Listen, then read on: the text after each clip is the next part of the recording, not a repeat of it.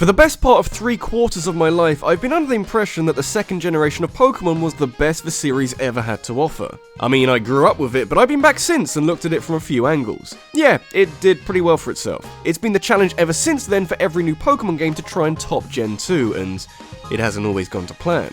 But the first time you play these new games, you do so in hope that they're going to offer something that can blow Johto out of the water and lay down a marker that says, yeah, this is a new direction we're going in. Get in, I'm driving.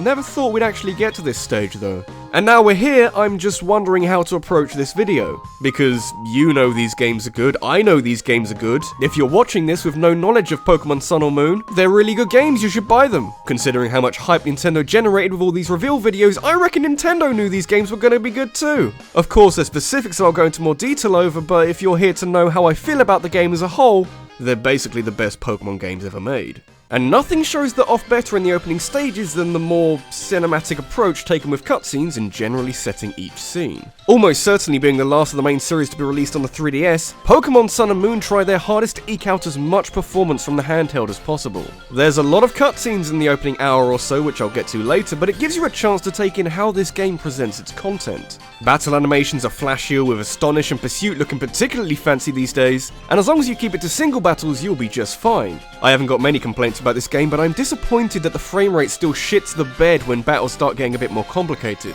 I don't think I saw a single double battle where the game didn't slow to a crawl as the 3DS tried to work out how to show all of this stuff off. It's not such a problem since double battles aren't that common, but considering this has been carried over from X and Y and ORAS, it's a bit of a bummer.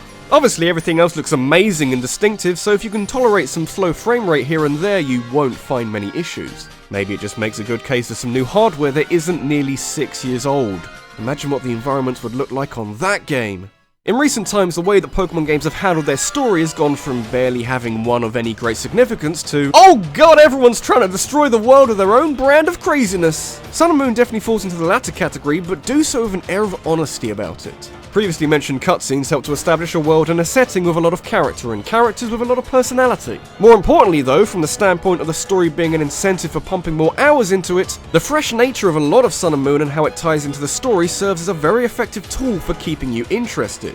A lot has changed, and most of this feeds directly back into the narrative the game is trying to tell. Which is very important for a Pokemon game, since nowadays there's a tendency for the campaign, if you want to call it that, being a simple roadblock that's stopping you from reaching the post-game and all the shiny hunting that most people will prefer. I never felt like I should be rushing from one town to the next in a frantic effort to get over the line, but I felt invested in the story in a way that I haven't been with any previous Pokemon game before. The islands and their traditions are mysterious enough to keep you going longer than you'd first think, but I still think that Nintendo missed a trick here. If you were excited for Sun and Moon, you almost certainly watched all of these trailers, and if you did that, you had most of the game's framework laid out for you.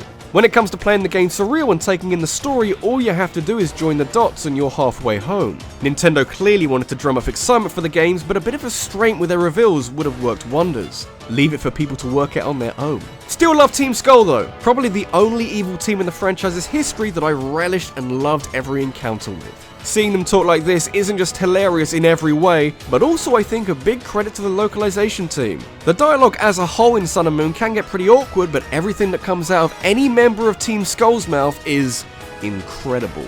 They're like a ghetto Team Rocket, and they need another game in the future. Everyone would buy it, trust me.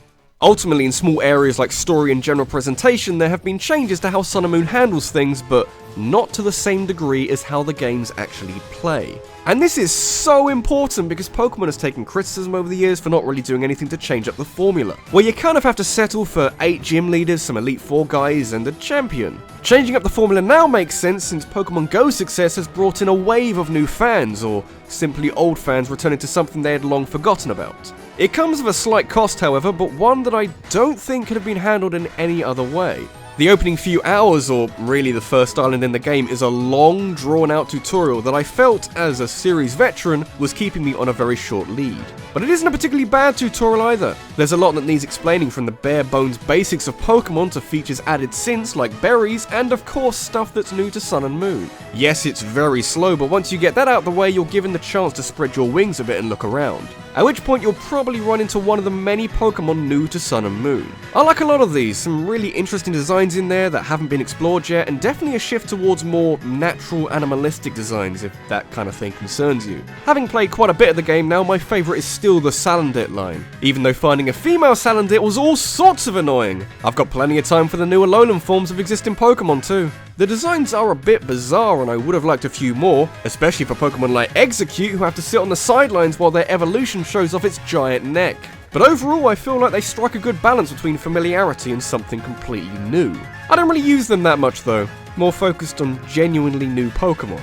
Got our gym leaders and Mega Evolutions, at least until the post-game, and in their place are Island Trials and Z-Moves. This is a great addition because a lot of the time, gyms felt very disconnected from the story. Here you get a chance to know the leaders before you take on their challenge, which doesn't involve a simple battle against them. You're playing Spot the Difference with Dancing Marowaks, you're gathering ingredients to attract a local Pokemon. It's that extra layer of thought that's been put into each trial that really moves it away from the samey feel of gym battles, with the game offering up important battles elsewhere to compensate. Beating a trial awards you a Z-Crystal of that corresponding type, which can then be held by a Pokemon who knows a move of that type, and then you can smash the opposing Pokemon apart with this crazy strong move. Initially I thought they'd be overpowered as all hell, but remember that it takes up an item slot and that your opponent has plenty of counters to it. It's clearly replaced Mega Evolutions in the main game, but it isn't as brainless or as overpowered, so it'll be interesting to see how this plays out in competitive battling. What else has changed? Well, there's a new battle style called Battle Royale, where 4 Pokemon beat the crap out of each other in a free-for-all format. Pretty interesting, and I'm sure there's all kinds of tactics you can use, but the one battle I tried lagged like a bitch, so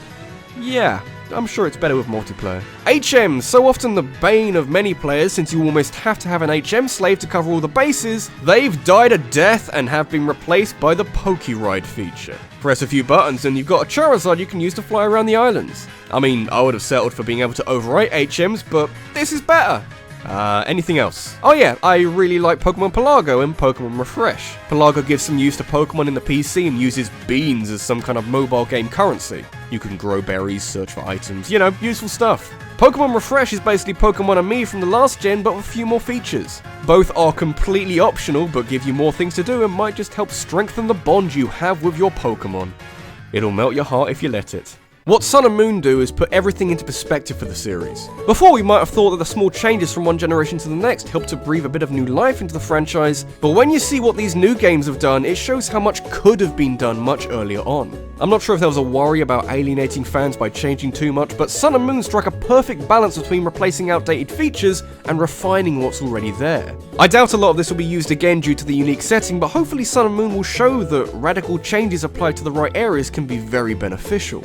Everyone should play it. Even if the idea of playing a Pokemon game makes you physically sick, these games might just change your mind. It's fresh, rejuvenated, and yet still feels very much like Pokemon. It took a long time for the franchise to evolve, but now it has. The future could not be brighter.